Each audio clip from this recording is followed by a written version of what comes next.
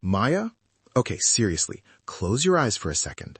Imagine you are standing right in the dead center of the Earth, like literally at the core, looking out at the continents. Okay, that sounds slightly terrifying, Leo. Is it hot? Am I standing in lava? No lava, no heat, just glass. Imagine you're inside a giant 3-story tall glowing marble made of 600 panels of stained glass. You're standing on this crystal clear bridge, and the entire world is just wrapped around you. Wait, so the map isn't on the outside? It's on the inside of the sphere? Exactly. It's called the Mapparium. It's in Boston, and it is hands down one of the coolest things I've ever come across. It's a concave globe. Basically, the world is turned inside out, so you can see every country at the exact same distance from your eye. That is actually kind of mind-bending. Usually when you look at a globe, you can only see one side at a time, right? You have to spin it to see where, Australia is compared to England. Right. But here, because you're in the middle, your perspective is perfect. It's the only way to see the world without the edges curving away from you.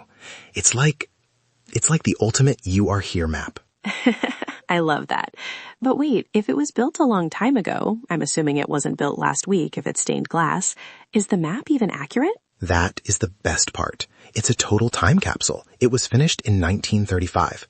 So when you walk across that bridge, you aren't looking at the world of 2024. You're looking at 1935.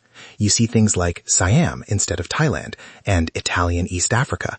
The Soviet Union is just this massive looming block. Oh, wow. So they haven't updated it? Nope.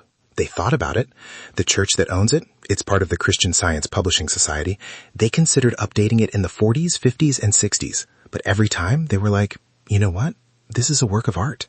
The cost was huge, sure, but the historical value, you can't replace that. It's a frozen moment in history. I honestly respect that. There's something so peaceful about a map that doesn't change, even if the borders in the real world are constantly shifting. It's like a sanctuary. It really is. And the colors, Maya. Since it's stained glass, they have these lights behind it. It used to just be old school bulbs, but now they use these fancy LEDs to do light shows that highlight different regions. It's like being inside a kaleidoscope that's also a history lesson. I'm trying to picture the sound in there. If you're inside a giant glass ball, isn't it echoey? Okay, wait, really? You hit the nail on the head. This is the mind-blowing fact of the day. Because it's a perfect sphere and the glass is so hard, it creates this insane acoustic effect. It's a whispering gallery. A whispering gallery? Like those ones in old cathedrals? Yes, but crazier. If I'm standing at one end of the 30-foot bridge and you're at the other, and I whisper just a tiny, tiny breath of a whisper, you will hear me like I'm standing right next to your ear. No way. Seriously? Seriously. And if you stand right in the center, in the sweet spot, and you speak, you hear your own voice in surround sound.